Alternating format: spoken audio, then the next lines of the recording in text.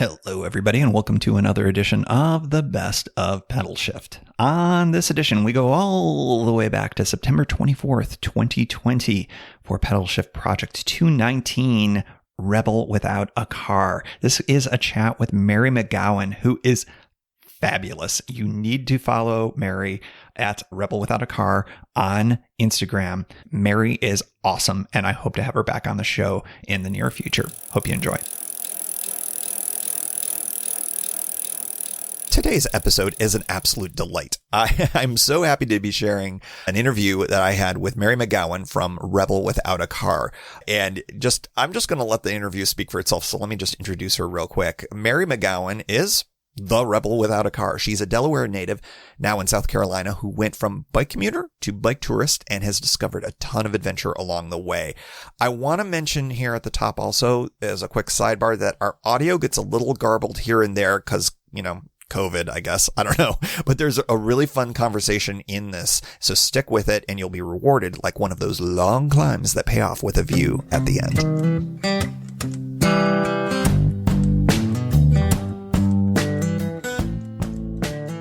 I am super pleased to introduce everybody to Mary McGowan, who is, you may know her a little bit better as the Rebel Without a Car. Mary, thanks so much for joining us on Pedalshift.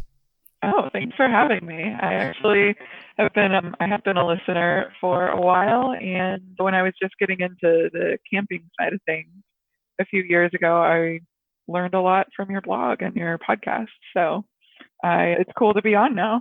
Well, it's a broken clock is right twice a day. So that's my motto. Occasionally I will say things that have actual listener value. So let's start off with your handle on social media and on your website as well. You are the Rebel Without a Car, which speaks really to so many of us, even those of us who sheepishly have access to a motor vehicle from time to time. Do you feel like that the Rebel Alliance is making some inroads on the galactic empire of car culture? What's your take on that? Yeah, so that was my personal spin after an experience. Well, let me start with saying I sold my car 5 years ago. It was 2015. And maybe like 6 months in, I had this encounter where I went to the other side of town for a group bike ride. And at the end of the ride, I had to go over and grab the bus to get across this part of town that you just straight up don't want to ride a bike across. And what city is this? This is Greenville, South Carolina. Okay. Yeah. So I had to interrupt my conversation with two other cyclists and I said, "Hey, I hate to say this, but I got to run. I got to go jump on the bus." And they looked at me like I had grown a third arm out of my head because this is South Carolina. This is not like a major city where it's totally normal to use public transportation. And they just looked at me like I was an alien. And so I was feeling really self-conscious after that and just kind of ruminating in my head on my way home. And I was like, no, you know what? I am so happy with this decision. It was the right thing for me. And I'm not a freak. I'm a rebel without a car. And it kind of just popped into my head. And I love a little James Dean reference. So I was like, yeah, I'm going to roll with it and I'm going to brand it as cool because like I have the privilege to do so. So I'm going to just make it my own thing. And that's been my theme is sure people probably think I lost my license or have a DUI or something and ask, can you drive a car? And I'm like, yes, but I choose not to. So it's just like a playful attitude that I try to keep about it because you definitely need a sense of humor if you're going to be getting around by bike. I think that might be particularly true in the U.S. South because it's not exactly what I'd call one with the car-free lifestyle. I guess my question is, what possessed you to do that in South Carolina? That's just amazing to me. I mean, I can do it in D.C. much more easily than in Greenville, South Carolina, but there's no question. I guess I'm just saying, wow, that's awesome.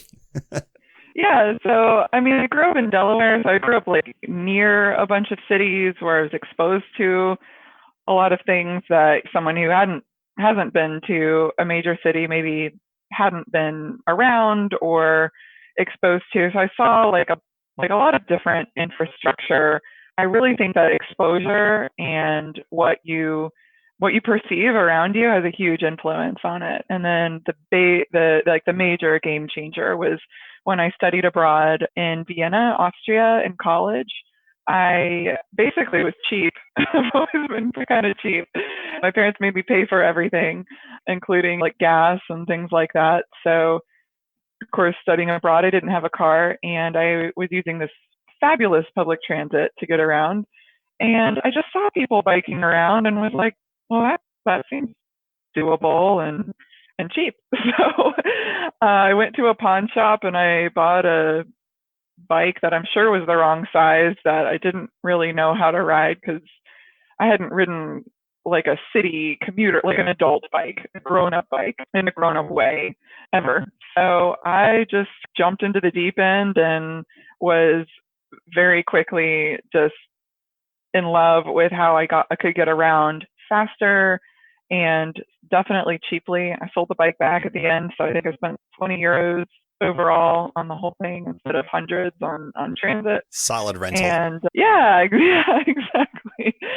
So it was convenient, and it was just this incredible way to see the city. And I just really fell in love with Vienna, getting to just really get like the rhythm of it and not be in a box, basically, but really be in the fresh air, like plunged into the city, like an immersive experience, if you will.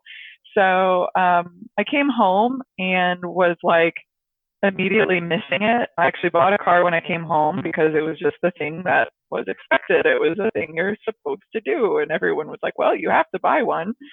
So I did. And I didn't always hate driving, but I lived in Charleston, South Carolina when I moved home.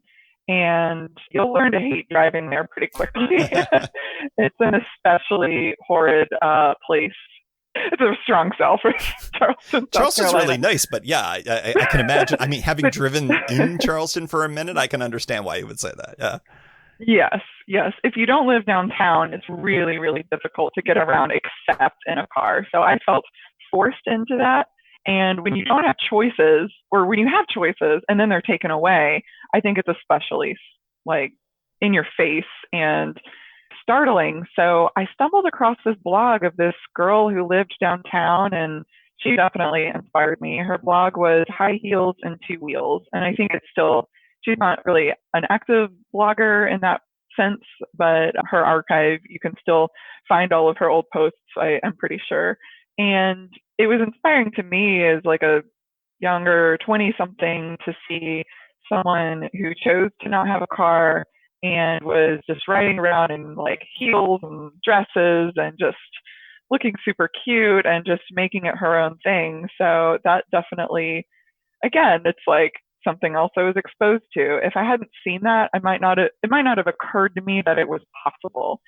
So really the reason I maintain a blog now is because that's how I got into it. I realized it was possible by seeing someone who was clearly having a blast doing it and realizing, hey, like I could do that.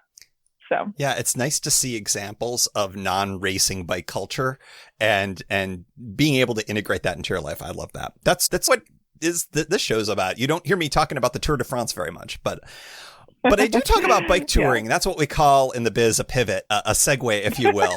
What got you into bike touring after your commuter experience? So I moved to Greenville after Charleston in order to bike more. And one of my first jobs in Greenville, I was finishing up grad school and I worked in a bike shop just because it was something that I was interested in.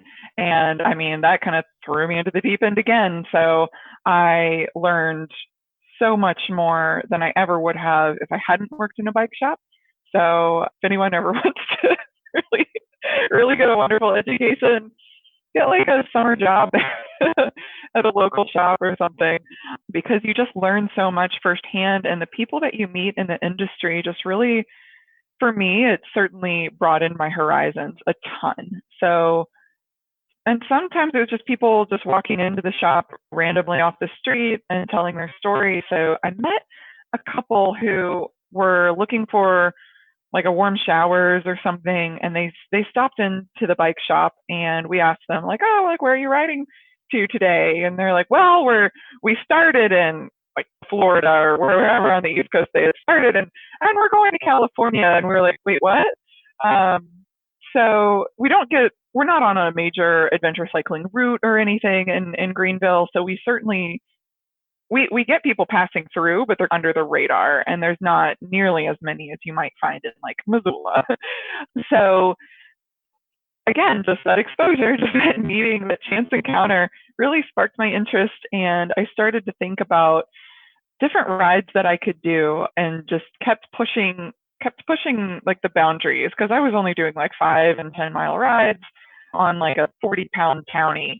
So with my employee discount, I was like, well, I could buy a road bike, and yeah, why not? It wasn't as cost prohibitive as road biking or buying like a really nice bike might otherwise have been. I think that jump is really hard to make for someone who, like me, grew up in a Walmart bike household where it's like bikes aren't something you spend money on. And again, just getting to test ride things and try and like dip my toe in all these different ways, it just opened up a whole nother world. So I've never really been a sports type at all. I was like cut from sports teams as a kid, and I've never considered myself an athlete.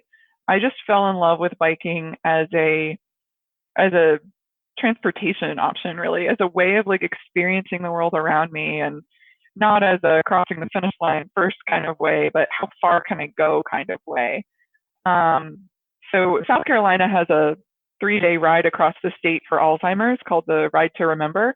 And that was personally really meaningful for me because my grandfather passed away from Alzheimer's in 2006.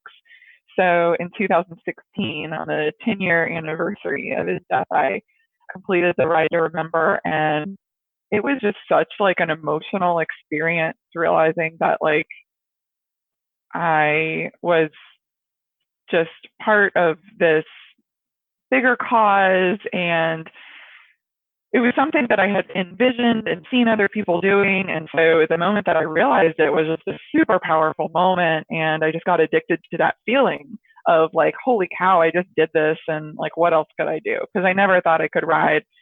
It's 250 miles across the state, and that was something that I'd never. Now it's like, oh, I could do that in 1 or 2 days. But it's funny how your perspective changes on that. But it was just this constant like, wow, well, that was cool. What's next? So I called up my dad a little bit after that and said, let's go ride the Gap in C&O. I found your posts while looking up some like beginner bike ride ideas, bike tour ideas. And we didn't camp on the Gap in C&O. We did all, as it were. There's so many like options along the way. We averaged like 55 miles a day and just found motels and stuff along the way. So my dad was game. He was like, well, this was random and out of the blue, but he had hiked the AT with my brother, and I think he was just thrilled that I had asked him to do something like that. So he was my adventure buddy for that. And then every year after that, it was just like, all right, well, now let's try camping. And then the year after that, well, my dad wasn't available. In fact, no one I know who will do a trip like this also has summers off like I do. So since I work for a school district, so then it was like, well, I'll just go by myself. I had met other warm showers. Let me back up. I had hosted a couple of warm showers people who definitely inspired me as well, especially solo female tours. It came through. I was like, well, if she can do it, I can do it. I was kind of like, well, why not? So I did my first solo tour in 2018. I did the North Lakes ride across Wisconsin and Michigan. So ultimately, I rode from Minneapolis to Ann Arbor, basically Detroit. So that was incredible. And I've definitely got hooked. And it again opened up this whole other world of I don't need to travel with someone else. I can travel by myself. And really the options are endless there if you don't have to coordinate with someone else. Yes, I know that very well. Do you think that you are now a full convert to solo riding, or what's your take on that? I really enjoy solo touring, but actually this year, ironically enough, you'd think this year would be like the perfect year to go socially distance from everyone in the time of COVID. But actually, this year I did a tour in Washington State with a friend of mine who got furloughed. And then I went up to Vermont last month with my partner. So it ended up just working out to do shorter trips with other people versus a longer trip on my own. And that was just, if the stars align and you're with like the right person, it really does like enhance your experience in so many ways. But it's not something that I would necessarily sacrifice a whole lot. I wouldn't be willing to compromise a whole lot on my trips if I had someone who maybe didn't tour in the same way that I did, or want to go to the same places, or just wanted to do different mileage. If someone has a really different touring style than you, it just might not be compatible. It's a balance, I guess, between what you want and, what the other people who might be traveling with you, what they might want. I'm curious what your experience was in that North Lakes tour. Because it's related to the solo stuff, because I find when I ride a lot of the routes, especially that are like really well traveled routes, I'll end up usually hanging out with somebody who's also maybe solo, or it's a small group. And if things click, then we don't ride together, but we end up camping together. Was the North Lakes route populated enough that you ran into stuff like that? Or did you just were you more like Lone Wolf McQuaid or Lone Wolf McGowan, actually? I hardly saw, and yeah, that's a great question. I hardly saw anyone else on the North Lakes route. There were plenty of other people around. I just happened to not see them. There were tons of warm showers hosts. In fact, the whole first week, I hardly saw a campsite, I don't think, for the first like 8 or 9 days. It's a little embarrassing because I just kind of spoiled myself. But I was like, oh, hey, there's another host. And they were every single one worked out and said, oh, yeah, come on. So and maybe they were like, oh, this poor girl on her first solo tour. Like, maybe there's a little pity involved, but that was just like a nice way to ease into it. And then solo, like stealth camping my first night, like wasn't so scary because I'd already been on the road for a week. But in terms of running into other people, I saw a couple other people like going in the other direction and stopped and talked to them, but I didn't really get that really cool on the road bike tour experience until last summer when I rode from Banff, Canada down to Yellowstone. Once I got on the Trans Am, especially, I mean, I was riding parallel to the Great Divide Trail, so there were some bike packers along the route that I got to stop and talk to. And then once I got on the Trans Am, there were a couple people that were going all the way across the country, and they're so fun to ride with because there's something about running into someone else on a bike tour. I don't know if you've had this experience, but I find maybe I have a knack for it, but I tend to get into like very like deep existential or philosophical or just like big life like conversations within like 5 minutes of meeting someone on the road, where just suddenly I'm like, whoa, that escalated quickly. And we're talking about like the meaning of life and just it's and again, Trans Am riders I think are just a unique breed. They've usually got some cool story going on, or you just meet people who are like, I'm carping this diem, or something might have sparked their sudden like it's now or never feeling, or I don't know. It's just people on the road just are fascinating. There's just nothing like it. Yeah, especially on that route, which I still have yet to ride. But I think that the distance alone, I mean, first of all, you get into bike touring brain within a week or two, right? And I think that's part of why you can slide into those like weirdly existential conversations. But when you realize that there's only a few people in the world that kind of get where your mind is at any given time, and it's people who are traveling at the speed of bicycle.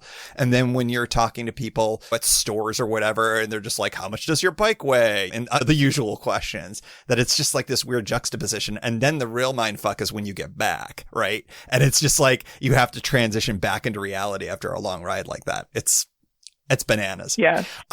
I'm curious about your Canada experience, because that's another thing that you've done that I haven't yet, even though I love me some Canadians. I am a Canadiophile, if that's an actual thing.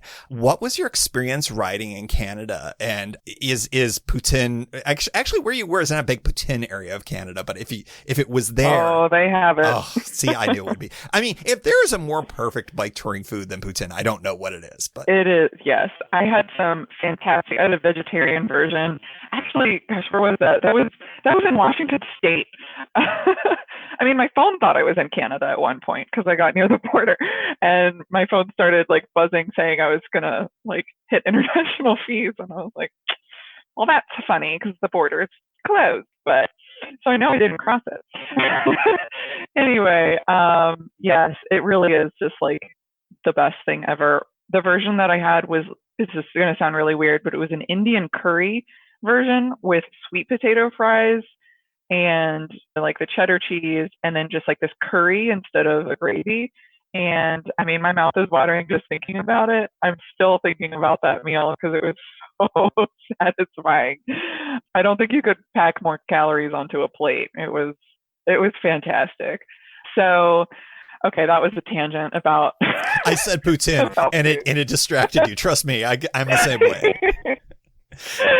So, but yeah, I mean, so Canada is a fantastic way. The theme, I guess, is dip your toe in and kind of grow incrementally in your skills or your comfort zone. Canada is funny because there's times where you're just like, especially if you've already toured in the U.S. To me, it felt like I'd forget that I wasn't in the U.S. I mean, I lost my wallet the first day on my own. That's a good story. You should tell that story.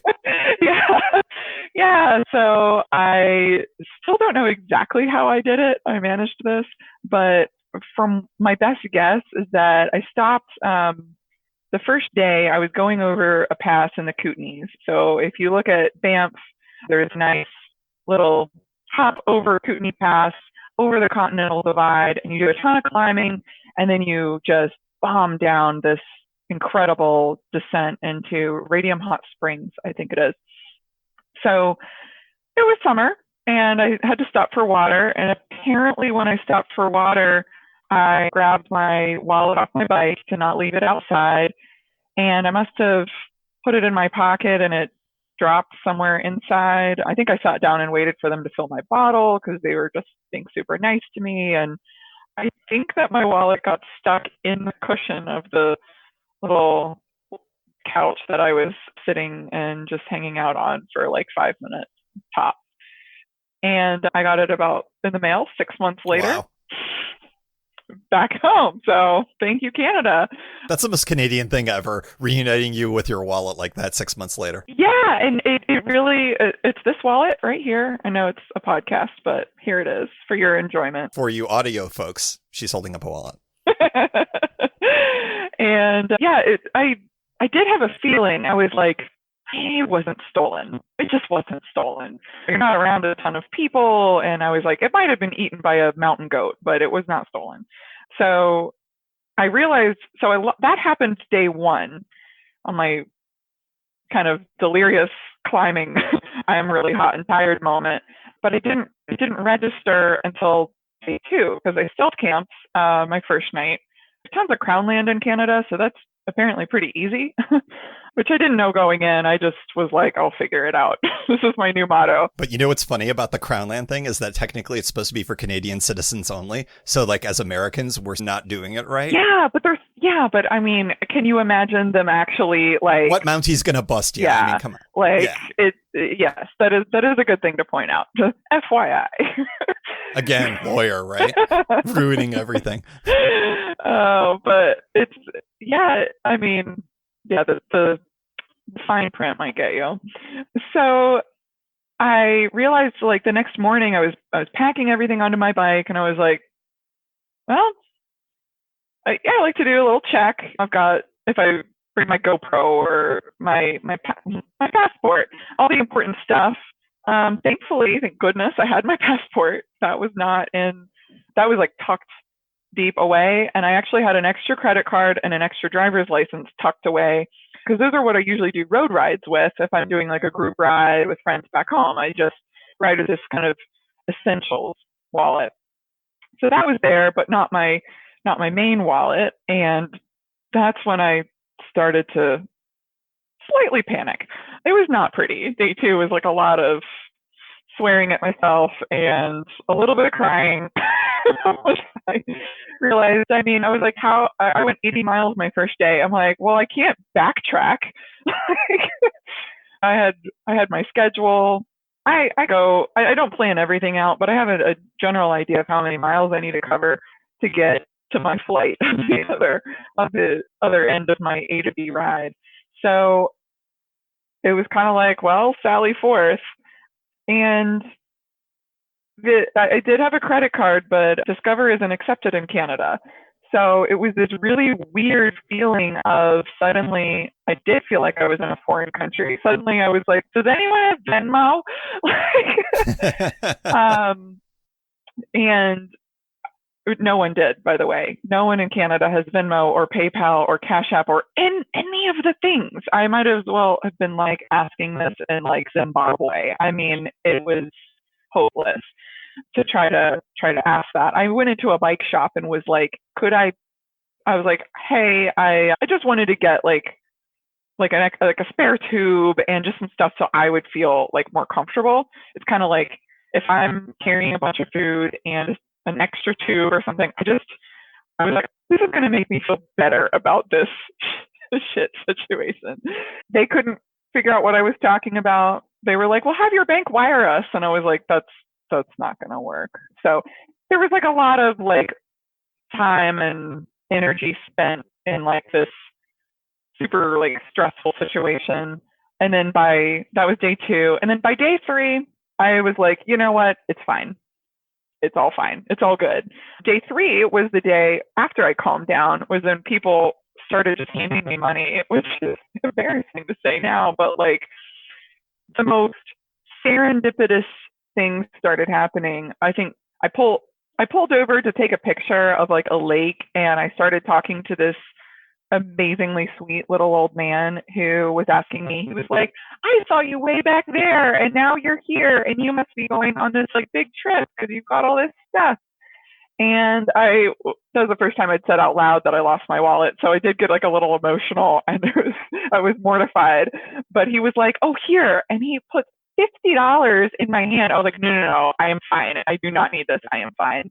And he just said, well, listen, my wife is passed away now, but we used to go on these adventures all over the world, and you're on one now. So I want to do this for you. And then I started crying because I was like, this is so beautiful.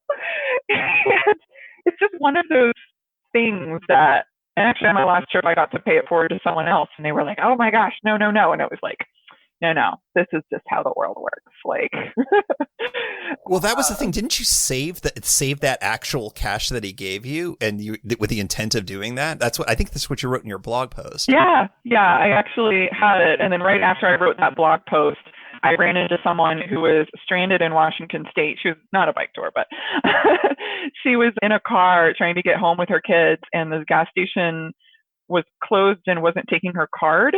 So I actually just like bought her gas.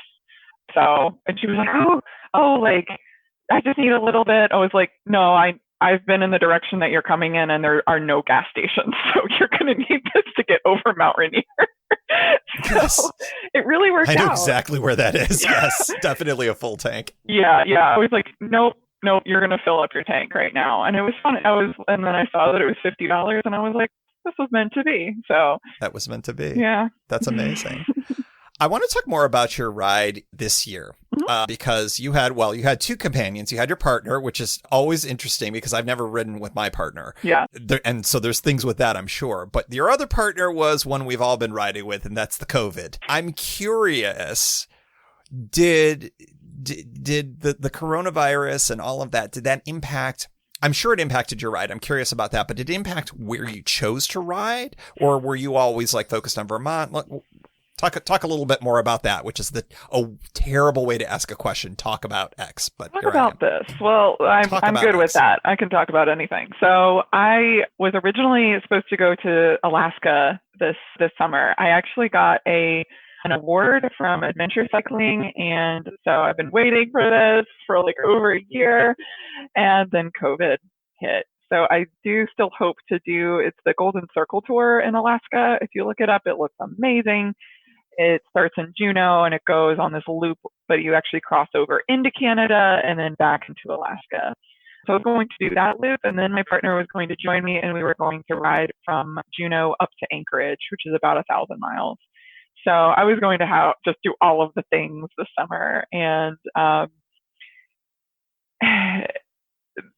the one hand, COVID happened so slowly that I was like, oh, maybe there's a chance that my trip doesn't happen, but maybe it will. And so it was like this gradual realization of, oh, it's not going to happen. So by the time I got the email about the cancellation, I was like, yeah, okay, that figures.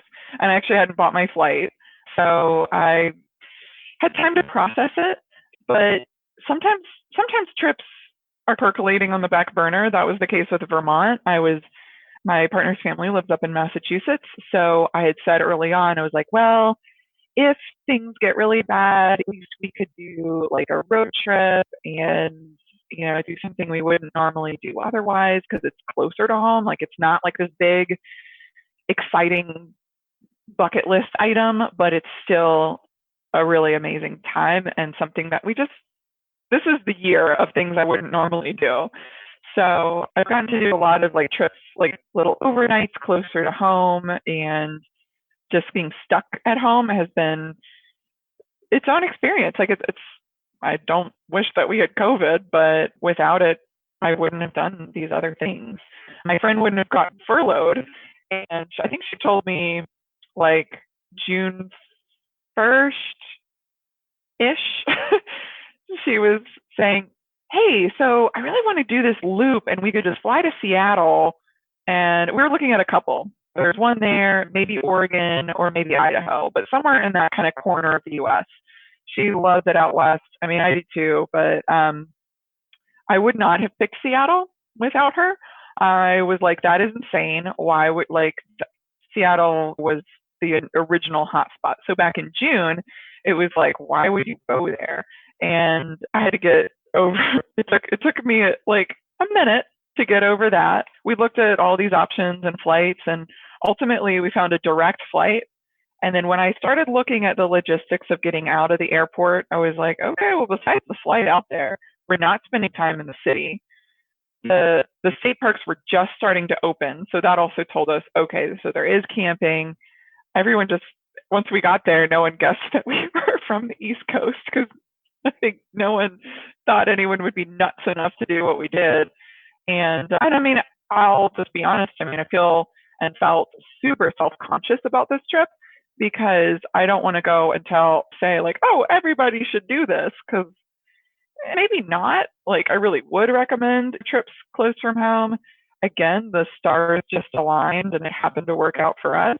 And we did it as safely and responsibly as we could. And with bike packing, it's a really unique thing. I think you should definitely travel right now within your comfort level and not push yourself too much, because you don't want to get in a spot where you have to hitchhike, where you have to do things that would compromise other people's safety. You want to be like extra responsible in that way. So that's like one way that I balanced it out in my head and made myself feel better about it. I was like, we're going to be so careful about everything and observing all of the rules and respecting and supporting local businesses. We made a point to tip well and really try. It's scary when you go somewhere and see how much their economy relies on tourism and relies on people coming through, and no one's coming through. And it worked out in terms of social distancing. We'd have entire campsites to ourselves and no one was around. There was even some road closures in Mount Rainier and we had 10 miles of road to ourselves. I mean, it was glorious in a lot of ways. And I think we looked at each other every day and we're like, we are so spoiled. Like, who gets this lucky? It was an incredibly just serendipitous trip where just everything seemed to work out fine. I am going on about that. Oh, no, it's fine. I could talk about this all day, but I know I can't. And then Vermont happens. And did you find that Vermont was the same situation where it was like there were fewer people out there, so you were more comfortable with kind of all of the conditions and all your camping opportunities and all of that? It was the same in a way, but Vermont was actually more intense than Seattle area, like Washington State was. Vermont, every state has its own like restrictions and quarantine requirements and everything. And so we made sure to quarantine and isolate before we left.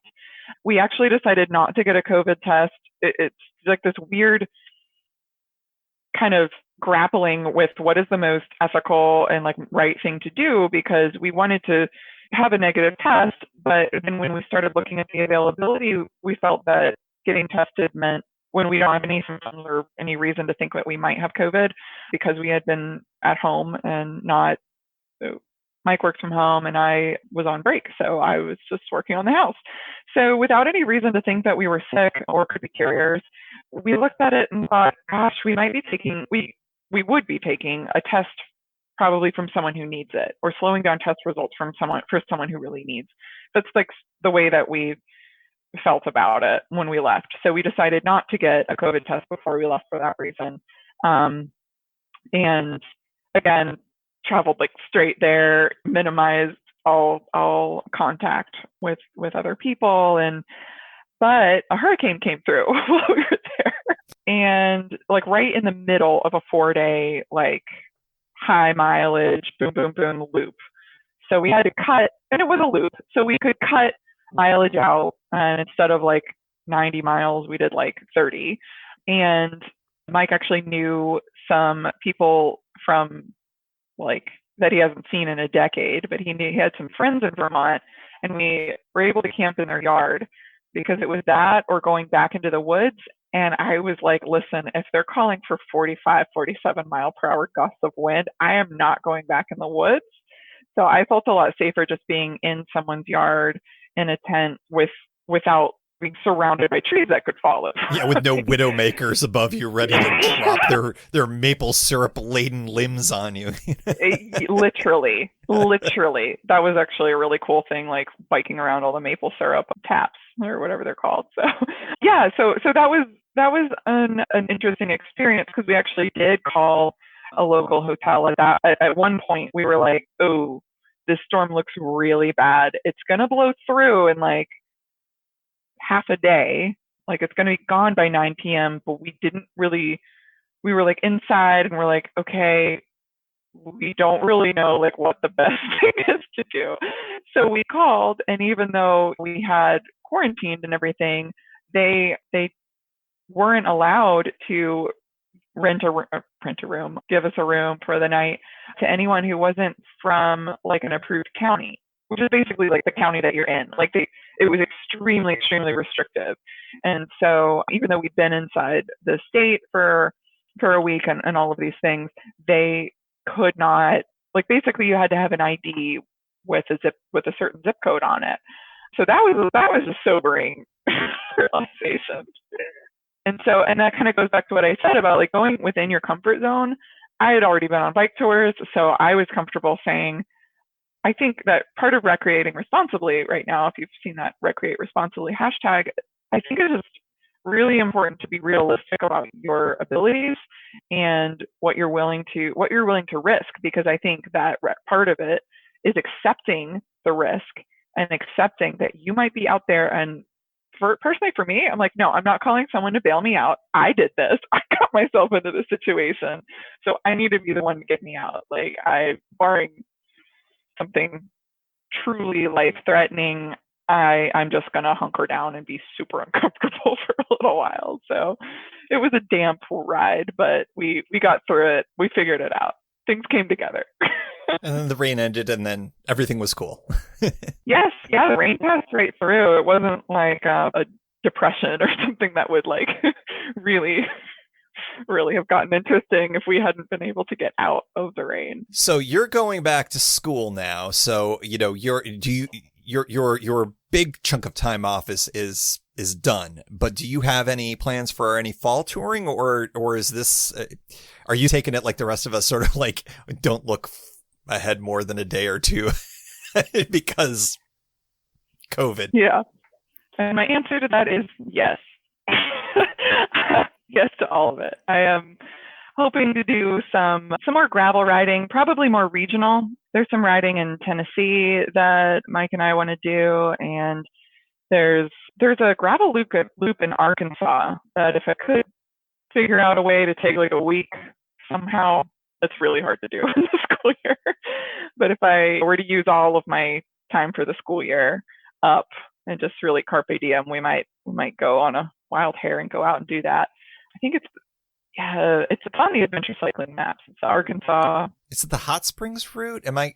It might be called that. I can't remember. I think it's the Arkansas Hot Springs route or something like that. That sounds right. I've looked at that because I'm gravel curious at this point because it would require me, oh darn, to buy another bike, and I'm just sort of like, well, gravel's so hot right now. Yeah, gravel's just super like trendy and everything. So yeah, I don't know. I'm thinking about it. I let the fat bike kind of trend go by me, but I'm intrigued with having something that would be more trail like that I could take on the C&O that would be like overkill for the C&O, but at the same time be able to do those kinds of gravel rides. So I'm like I said, gravel curious.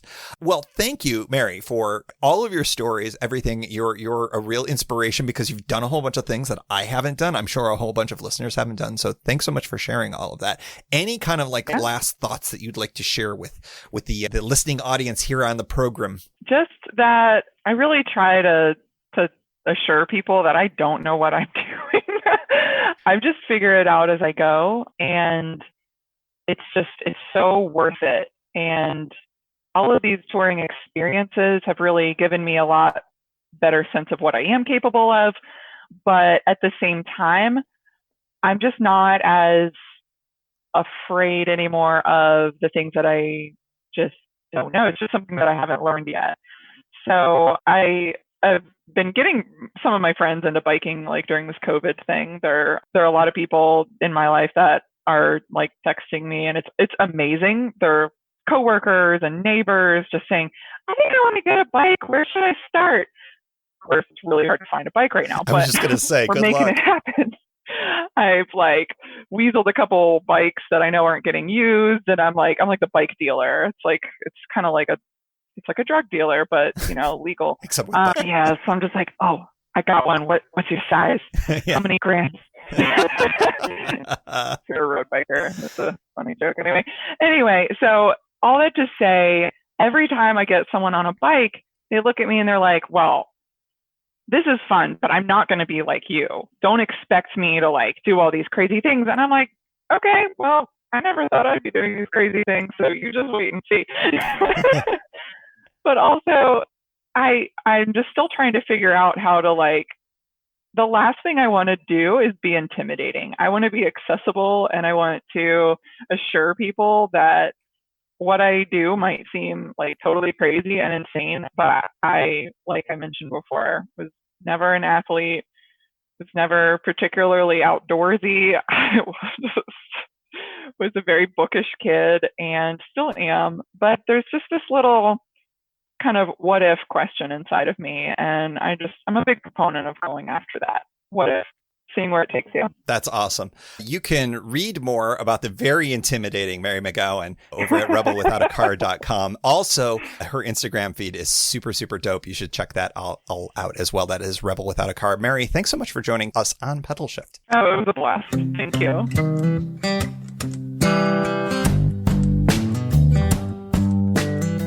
Quick follow-up on our conversation, which was so fun. I hope you all enjoyed that as much as I did. That Arkansas route that we were talking about, the ACA route, it's actually the Arkansas High Country route.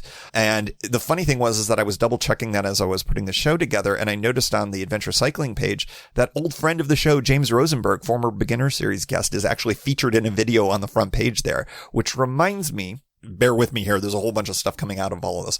James reached out a few weeks ago and just checked in, and he's doing great and everything. We chatted a little bit about adjusting to life after a tour, and it was really great to hear from him again. If you did not listen to the beginner series with James, go back and listen to those episodes. He was really fantastic. Also heard from Doug in Columbus, and it was great because Doug, of course, if you remember from last year's tour, and this is like a year and a half ago now, the DC to Cincinnati ride, I rode with Doug and his wife in the Columbus area, and it was one of the great days of that tour, and it was really nice to hear from him. So for all of you who have ever crossed paths with, thanks so much for reaching out again. It was really great to hear from everybody.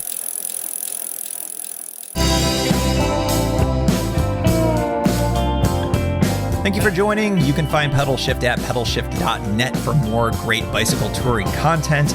You can hear the Pedalshift project through Apple Podcasts or your favorite podcast app.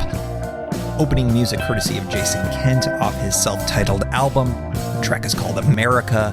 Check out his band Sunfield's latest release, Mono Mono, wherever cool music is available.